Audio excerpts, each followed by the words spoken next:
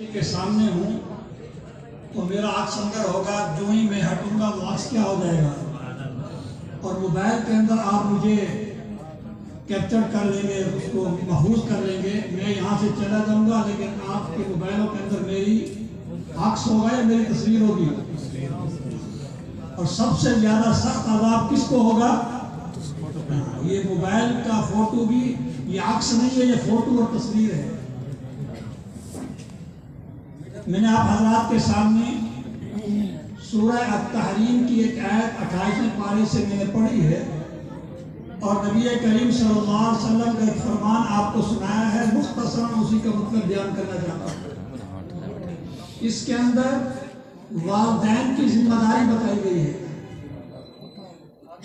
بچوں کے والدین بھی یہاں موجود ہیں جن کا ختم قرآن ہے یا ختم حدیث ہے، درس نظامی کا ختم ہے، اس کے علاوہ ماشاءاللہ بہت سارے لوگ ایسے بیٹھے ہیں جن کی اولاد یا مستقبل میں اولاد ہوگی۔ قرآن مجید ان کی ذمہ داری کے حوالے سے کیا کہتا ہے؟ یاد رکھیے، نجات کے لیے دو چیزیں ضروری ہیں، خود بھی شریعت پر چلنے کا پابند ہونا، اور اپنے ماتحتوں کو جن پر آپ کا کنٹرول ہے ان کو دیندار بنانا، یہ بھی نجات کے لیے ضروری ہے۔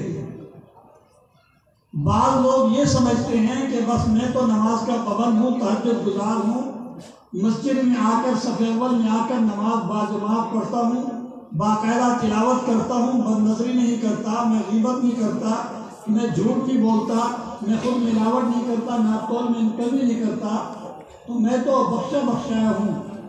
جبکہ اس کے گھر کے حالات دیکھے جائیں، اس کا رخ ادھر ہے اور گھر میں بچوں کا رخ ادھر ہے۔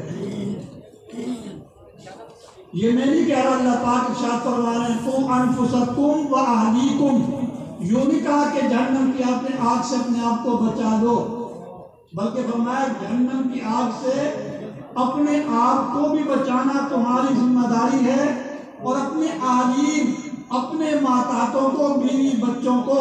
مفسرین کرام نے لکھا ہے آپ کے پاس جو ملازمین کام کرتے ہیں ان کو بھی صحیح راستے پر ڈالنا آپ کی ذمہ داری ہے۔ جتنی مرضی تہجدیں پڑھ لے، صف اول میں آ جائے، جب تک اپنے ماتحتوں کو، بیوی بچوں کو صحیح راستے پر نہیں لگائے گا جیسے لگانے کا، کوشش کرنے کا حق ہے، اس کی نجات نہیں ہوگی۔ حضرت تھانوی رحمۃ اللہ علیہ نے اس آیت کی روشنی میں فرمایا کہ کئی مرتبہ ایسا ہوتا ہے کہ ہم جب والدین اس کے والد کو کہتے ہیں بھی دیکھو آپ کا بچہ کدھر جا رہا ہے، وہ جواب میں کہتا ہے جی میں اس کو کہتا تو رہتا ہوں، میں اس کو کہتا رہتا ہوں نماز کا، میں اس کو کہتا رہتا ہوں روزے کا، میں اس کو کہتا رہتا ہوں ملاوٹ نہیں کرنی، میں اس کو کہتا رہتا ہوں غلط کام نہیں کرنا۔ حضرت تھانوی رحمۃ اللہ علیہ ارشاد فرماتے ہیں کتنی کوشش کرنا ایک والد کی ذمہ داری ہے، اس کوشش کی مقدار کیا ہونی چاہیے؟ فرمایا کہ اللہ تبارک و تعالیٰ نے قرآن مجید کے اندر آگ کا ذکر کیا ہے، اپنے آپ کو بھی جہنم کی آگ سے بچاؤ، اپنے ماتحتوں کو، بیوی بچوں کو بھی جہنم کی۔ اس کو اب کتنی ذمہ داری والدین پر ہے، کتنی کوشش کرنی چاہیے؟ فرماتے ہیں کہ آپ اس کو دنیا کی آگ فرض کر لو، دنیا کی آگ۔ میاں بیوی بیٹھے ہوئے ہیں، ان کا 1.5 سال کا دودھ پیتا بچہ آگ کی طرف رینگتا ہوا جا رہا ہے، ایک فردی مثال بنا رہے ہیں۔ والد کی نظر پڑی کہ بیٹا بچہ ادھر جا رہا ہے، والد نے زور سے کہا بیٹا ادھر نہ جاؤ، یہ آگ ہے، یہ انسان کو جلا کر راکھ کر دیتی، مار دیتی ہے۔ پھر اپنے کام میں لگ گیا جو بھی کر رہا ہے۔ والدہ کی نظر پڑی، بیٹا کدھر جا رہے، ادھر نہ جاؤ، یہ خطرناک چیز ہے، واپس آ جاؤ۔ پھر اپنے کام میں لگ گئی۔ 10 منٹ بعد پھر باپ کی نظر پڑی، بچہ کچھ قدم آگے جا چکا تھا رینگتے ہوئے، پھر زور سے پکارا بیٹا آگے نہ جاؤ، آگے جلا کر راکھ۔ 10 دفعہ والد نے کہا، 10 دفعہ ماں نے کہا، آخر کار وہ بچہ آگ میں گرا اور جل کر راکھ ہو گیا، مر گیا۔ جنازہ ہو گیا، لوگ تعزیت کے لیے آ رہے ہیں، بھائی کیسے کیا ہوا؟ میں بچہ آگ میں گر گیا، تم نے روکا نہیں؟ باپ کہتا ہے میں نے 10 دفعہ روکا، ماں کہتی ہے میں نے 10 دفعہ روکا، لوگ کہتے ہیں تم نے روکا اس کو پکڑا کیوں نہیں؟ روکا اس کو پکڑا کیوں نہیں؟ صرف زبانی روکنے سے تمہاری ذمہ داری پوری نہیں ہوئی، تم خود اپنے اولاد کے آگ میں گرنے کے ذمہ دار ہو۔ میں نے صحیح مثال دی ہے؟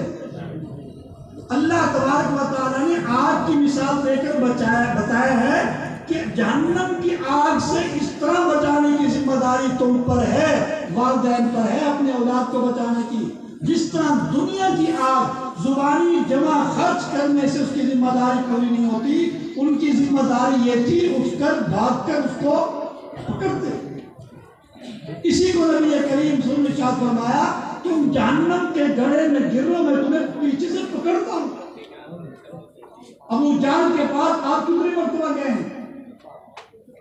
صرف ایک مرتبہ نہیں، کتنے ہمارے والدین ایسے ہیں صبح کی نماز کے لیے آئیں گے دروازہ کھٹکھٹاتے والدین اس کو کوئی پتہ نہیں، روزے کا کہہ دیں گے اس کو پتہ نہیں ہے، اس سے ذمہ داری پوری نہیں ہوتی۔ قُوا أَنفُسَكُمْ وَأَهْلِيكُمْ نَارًا، اپنے آپ کو بھی جہنم کی آگ سے بچانا ہے اور اپنی اولاد کو بھی، بچوں کو، اپنے ماتاتوں کو، جیسے میں نے عرض کیا علماء کرام لکھتے ہیں جو تمہارے ملازمین ہیں ان کی بھی ذمہ داری تم پر ہے۔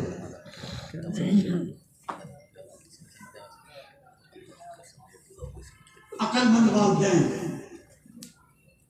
بات بہت لمبی ہو سکتی ہے لیکن ٹائم تھوڑا ہے، استاد سے بھی آنے والے ہیں، میری بات کو توجہ سے سنیے گا۔ کیا ذمہ داری ہے ہماری، ہم کیا کر رہے ہیں؟ جتنی میں نے بات عرض کر دی، ہر والدین اپنے گریبان میں خود جھانکے، کیا وہ جو ذمہ داری اس کی اپنی اولاد کو بچانے کی بنتی ہے شرعی طور پر، کیا وہ اس کو پورا کر رہا ہے؟ اگر کر رہا ہے تو پھر تو ٹھیک ہے، اگر جو ذمہ داری بنتی ہے جس مقدار کی اگر وہ نہیں کر رہا وہ مجرم ہے، اس کی نجات کے لیے سب اول میں نماز پڑھ لینا اکیلا بھی کافی نہیں ہوگا۔ عقل مند والدین اپنی اولاد کی مستقبل کی فکر کرتے ہیں۔ میں نے ایک ساتھی سے پوچھا ہاں بھائی آپ کوٹی کیوں بنا رہے ہو؟ وہ کیا جواب دے گا؟ بچوں کے مستقبل کے لیے۔ بھائی آپ کاروبار ایک کی دو دکانیں کیوں کر رہے ہو؟ تو کیا جواب ہوگا اس کا؟ بچوں کے مستقبل کے لیے۔ بھائی آپ کے پاس ایک مربع زمین ہے ماشاءاللہ، 2 ایکڑ 5 ایکڑ ایک مربع اور کیوں خرید رہے ہو؟ تو کیا جواب دے گا؟ بچوں کے مستقبل کے لیے۔ عقل مند والدین اپنے بچوں کے مستقبل کی فکر کرتے ہیں، لیکن مستقبل کسے کہتے ہیں اس کی پہچان ہم سے دھوکہ ہو گیا۔ مستقبل اس دنیا کی 40-50 سالہ زندگی کا نام مستقبل نہیں ہے۔ مستقبل اصل کب شروع ہوگا؟ مرنے کے بعد شروع ہوگا، مرنے کے بعد مستقبل شروع ہوگا۔ ایک آدمی اپنے بچے کو ڈاکٹر بنا رہا ہے، کیوں؟ اس کے مستقبل اور کیریئر کے لیے، اس کا کیریئر ٹھیک ہو جائے گا۔ آپ اپنے بچے کو انجینئر کیوں بنا رہے ہیں؟ بچے کے مستقبل کے لیے۔ میں نے اپنی آنکھوں سے دیکھے ہاؤس جاب بھی نہیں کیا تھا اور ڈاکٹر صاحب بہت ہو گئے۔ اس ڈگری نے اب اس کو کیا فائدہ دیا؟ اس ڈگری نے اب اس کو کیا فائدہ دیا؟ کتنے میں نے ڈاکٹر انجینئر ایسے دیکھے سند ہاتھ میں آئی، سال 2 سال اس سند سے فائدہ اٹھایا، ڈگری سے دار خارج سے پوچھ کر دیکھا، اب ڈگری کا کیا فائدہ؟ زیادہ سے زیادہ وہ اس ڈگری سے کتنا کما لے گا؟ 40-50 سال بس، اس کے بعد اس ڈگری نے کچھ کام نہیں آتا، بالکل کچھ کام نہیں آتا۔ لیکن اگر آپ اپنے بچوں کو دیندار بنائیں گے، اپنے بچوں کو حافظ بنائیں گے، دین کا عالم بنائیں گے، یہ ڈگری دنیا کے اندر بھی فائدہ دے گی، بچے کی آخرت کے اندر بھی فائدہ دے گی، آخرت کے اندر بھی فائدہ دے گی۔ لیکن ہماری ستم ظریفی ہماری یہ ہے، ہم بچے کے دنیا کے چند سال کے مستقبل کی فکر کرتے ہیں اور مرنے کے بعد کا جو اصل مستقبل ہے ہمیں اس کی فکر نہیں ہے۔ میں نے ایک ساتھی سے پوچھا آپ کا بیٹا ماشاءاللہ بہت اعلیٰ تعلیم حاصل کر رہا تھا، وہ کیا بنا؟ کہتے اس کی اعلیٰ تعلیم مکمل ہو گئی ہے، پھر کہتے اس کو فلاں نوکری مل گئی ہے۔ کسی بھی گناہ کے کام پر الحمدللہ کہنا ہاں تو واقعی اس کی تھوڑی ہے لیکن الحمدللہ مالک کی ہوتی ہے. تو حقیقت بتا رہا ہوں اگر کسی والد کے 2 بچے ہوں رونے کا مقام ہنسنے کا نہیں.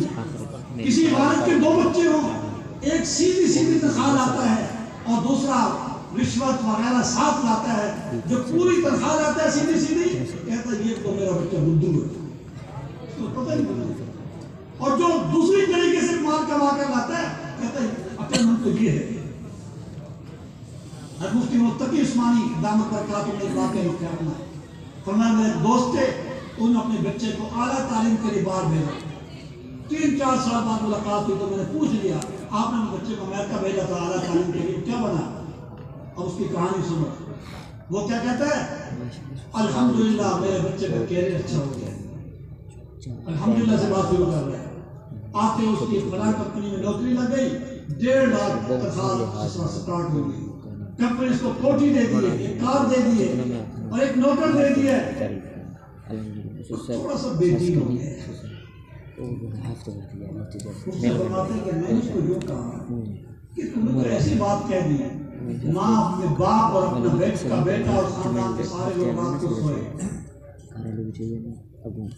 صبح جب باپ اٹھا نماز کے لیے دروازہ کھٹکھٹایا بیٹے کا چلو بھی نماز کے لیے. اور یہ کہہ کے چلتی نا ہماری عادت اور مسجد میں چلا گیا نماز پڑھ کر آیا کبھی پھر دروازہ کھٹکھٹا دیا چلو بھائی نماز پڑھو سورج نکلنے والا ہے. پھر خود اپنے کمرے میں جا کر تلاوت کرنے لگ گئے. پھر بھی نہیں اٹھا ناشتے کا ٹائم ہو گیا پھر دروازہ کھٹکھٹایا نہیں اٹھا حتیٰ کہ اس کی آفس جانے کا نوکری پر جانے کا وقت ہو گیا دروازہ کھٹکھٹایا نہیں اٹھا. اب فکر ہو گئی دروازہ توڑنے کی نوبت آئی. اندر جا کر دیکھا اس کو آواز دے رہے وہ نہیں اٹھ رہا ہلا رہے نہیں اٹھ رہا. فوراً ڈاکٹر کو بلایا. ڈاکٹر صاحب آ گئے اس کے ناخن کو دیکھا الحمدللہ ناخن ٹھیک ہے الحمدللہ اس کا پاؤں بھی ٹھیک ہے الحمدللہ اس کی پنڈلی بھی ٹھیک ہے الحمدللہ اس کے رانے بھی ٹھیک ہیں الحمدللہ اس کا پیر بھی ٹھیک ہے الحمدللہ اس کے بازو بھی ٹھیک ہیں الحمدللہ اس کا چہرہ بھی ٹھیک ہے اس کا سر بھی ٹھیک ہے بال بھی ٹھیک ہیں بس تھوڑی سی روح نکل گئی. مجھے ایسے کہتے تھے الحمدللہ اس کا کیریئر ٹھیک ہو گیا بس تھوڑا سا بہتری ہو گیا. ہماری روح دین ہے ہماری روح دین ہے. اگر جسم کے اندر روح نہیں ہے تو وہ جسم کسی کام کا نہیں. اگر ہمارے جسم کے اندر سے دین نکل گیا ہماری معاشرت کے اندر سے دین نکل گیا ہمارے بچے کے اندر سے دین نکل گیا ہمارا بچہ کسی کام کا نہیں جہنم میں جلے گا. حضور علیہ الصلوۃ والسلام ارشاد فرماتے ہیں اللہم لا تجعل مصیبتنا فی دیننا. آپ علیہ الصلوۃ والسلام کی اکثر دعا یہ ہوتی تھی اے اللہ ہمارے دین میں کوئی مصیبت نہ آئے. ویسے تو دنیا کے اعتبار سے بھی نہ آئے لیکن آپ کی دعا زیادہ یہ ہوتی تھی اے اللہ ہمارے دین میں کوئی مصیبت نہ آئے. دین کی مصیبت سے مراد نماز نہ چھوٹنے پائے. دین کی مصیبت سے مراد روزے کے اندر کوئی کوتاہی نہ ہو جائے. دین کی مصیبت سے مراد کوئی دین کے احکام کے وہاں کوئی کوتاہی نہ ہو جائے. اب حالت یہ ہے ایک بچہ 9ویں 10ویں پڑھتا ہے. ہر گھر کے اندر یہ بات ہے ہر گھر کے اندر جو میں مثالیں دے رہا ہوں ہر گھر کے اندر یہ بات ہے. 9-10 سال کا 9-10ویں جماعت کا بچہ ہے 15 16 17 18 سال کا ہوگا. صبح اٹھا والدہ نے اس کے لیے ناشتہ تیار کر رکھا ہے. بیٹا اور ناشتہ کر لو پھر سکول جاؤ. امی آج مجھے بھوک نہیں ہے. اس نے بیگ اٹھایا سکول چلا گیا. گرمی کے دن ہے دوپہر کو 1 بجے واپس آیا. ماں نے کہا بیٹا اگر نہا لو پھر میں نے دوپہر کا کھانا بھی تیار کر رکھا ہے دوپہر کا کھانا تو کھا لو. بیٹا غسل کر کے آیا ماں نے بلایا کھانا کھا لو. بیٹا کہتا ہے مجھے بھوک نہیں ہے. اس وقت ماں کی کیا پوزیشن ہوتی ہے کہ میرے بیٹے کو کیا ہو گیا. فوراً باپ اس کے باپ کو فون کرے گی کہ آج صبح منہ نے صبح ناشتہ بھی نہیں کیا اب دوپہر کا کھانا بھی نہیں کھا رہا. اگر یہی بچہ رات کا کھانا بھی نہ کھائے تو پورے خاندان میں چتر ہی مر جاتا ہے. اسپیشلسٹوں سے ٹائم دیا جاتا ہے ہزاروں کے ٹیسٹ کرائے جاتے ہیں لیکن یہی بچہ صبح اٹھتا ہے نماز نہیں پڑھتا. یہی بچہ دوپہر کی نماز نہیں پڑھتا. یہی بچہ عصر کی نماز نہیں پڑھتا. یہی بچہ مغرب کی نماز نہیں پڑھتا. یہی بچہ عشاء کی نماز نہیں پڑھتا. یہی بچہ اپنے سارے کبھی تلاوت نہیں کرتا. نہ ماں کو فکر ہوتی ہے، نہ باپ کو فکر ہوتی ہے، نہ خاندان کے چچا کو فکر ہوتی ہے، نہ پھپھی کو، نہ خالہ کو، نہ ماموں کو فکر ہوتی ہے۔ اگر ایک دن کا کھانا نہ کھائے تو سارے خاندان میں تبتری مل جاتی ہے۔ حضور تو یہ فرما رہے ہیں اللہ ہمارے خاندان میں دین کے لحاظ سے کوئی مصیبت نہ آئے، دین کے لحاظ سے کوئی مصیبت نہ آئے۔ تو میرے بھائی دوستو، میں عرض یہ کر رہا ہوں، ہماری ذمہ داری جو بنتی ہے اپنے اولاد کے حوالے سے، ہم اپنے اولاد کے اصل مستقبل کی فکر کریں۔ اصل مستقبل، وہ اصل مستقبل وہ مرنے کے بعد ہے۔ حضور علیہ السلام نے ارشاد فرمایا العاجز من اتبع نفسه هواها وتمنى على الله۔ میری طرف توجہ کریں، بے وقوف ہے وہ آدمی، بے وقوف ہے وہ آدمی جو اپنی خواہشات کو پورا کرنے میں لگے رہتا ہے۔ ایک کے دو دکانیں بنا لوں، ایک مربے کے دو مربے بنا لوں، ایک کار سے دوسری کار بنا لوں، ایک کاروبار سے دوسرا کار بنا لوں، ایک کوٹھی سے دوسری کوٹھی بنا لوں، یہ سب خواہشات نفسانی ہیں۔ فرمایا سب سے بڑا بے وقوف وہ آدمی ہے جو اپنی خواہشات نفسانی کو پورا کرنے میں لگا رہتا ہے، پھر کہتا ہے اللہ مجھے معاف کر دے۔ حضور فرما رہے ہیں عقل مند ہے وہ آدمی جو مرنے کے بعد کی زندگی کی تیاری کرتا ہے، عقل مند ہے وہ آدمی۔ تو اصل مستقبل عقل مندی یہ ہے انسان اپنے بھی مستقبل کی فکر کرے، اپنے بچوں کے بھی مستقبل کی فکر کرے جو مرنے کے بعد ہے۔ اگر آپ ایک بچے کو حافظ بنا دیں گے، ایک بچے کو حافظ بنا دیں گے، دنیا بھی اچھی ہو جائے گی، آخرت بھی اچھی ہو جائے گی، دنیا بھی اچھی ہو جائے گی، آخرت بھی اچھی ہو جائے گی، قبر بھی اچھی ہو جائے گی، صرف اسی کی اچھی نہیں ہوگی، پورے خاندان کی اچھی ہو جائے گی۔ حضرت قاسم نانوتوی رحمۃ اللہ علیہ ایک مرتبہ ایک مجلس کے اندر بیٹھے ہوئے تھے، انہوں نے ارشاد فرمایا، حدیث کا مفہوم ارشاد فرمایا کہ جب حافظ قرآن کو دفنایا جاتا ہے ارد گرد کی 40 قبروں سے عذاب ہٹا دیا جاتا ہے، ارد گرد کی 40 قبروں سے۔ جو خادم ان کا جملہ اس نے کہا حضرت آج تک تو ہم یہ سنتے آئے ہیں کہ ہر ایک کے اپنے اعمال اپنی قبر، آج آپ یہ کہہ دیں حضرت خاموش تھے، وہ پنکھا جلتا رہا، پرانے زمانے والا تھوڑا سا ہوتا رہا، یہ بھی دیکھ لیں 15-20 منٹ کے بعد حضرت پوچھا ہمیں تو کیا کہہ رہا تھا؟ فرمایا حضرت آج تک تو ہم یہ سنتے ہیں اپنے اعمال اپنی قبر، آج آپ نے یہ فرمایا کہ جب حافظ قرآن کو دفنایا جاتا ہے ارد گرد کی 40 قبروں سے عذاب قبر ہٹا دیا جاتا ہے۔ یہ کیا ہے؟ فرمایا اچھا تو کیا کر رہا ہے؟ میں پنکھا جھل رہا ہوں۔ کس کو جھل رہا ہے؟ میں آپ کو کیوں؟ آپ میرے پیر بھی ہیں، آپ میرے استاد بھی ہیں، میرے دل میں آپ کی محبت ہے۔ وہاں 15-20 لوگ بیٹھے ہوئے تھے، فرمایا اس کو جھل رہا ہے؟ کہتے نہیں میں تو جانتا بھی نہیں، اس کو نہیں، اس کو جھل رہا ہے نہیں، اس کو نہیں، سب کے بارے میں پوچھ گیا میں کہ نہیں میں صرف آپ کو جھل رہا ہوں، ان کو تو میں جانتا بھی کوئی جھل بھی نہیں رہا۔ حضرت فرمایا پنکھا تو مجھے جھل رہا ہے، اچھا یہ بتا ہوا ان کو لگ رہی ہے؟ ہوا ان کو لگ رہی ہے۔ فرمایا پنکھا تو مجھے جھل رہا ہے، ہوا اس پنکھے کی ہوا ان کو بھی لگ رہی ہے، یہ تیرا دنیا کا پنکھا ہے۔ اللہ کی رحمت جب حافظ قرآن پر اپنی رحمت کرتے ہیں، رحمت کا پنکھا چلاتے ہیں تو اس پنکھے کی ہوا 40 قبر والوں کو فائدہ دیتی ہے۔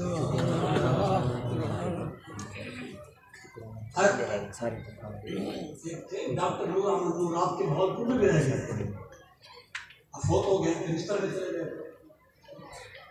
بات کو میں ختم کرتا ہوں اور اس بات سے بھی آگے۔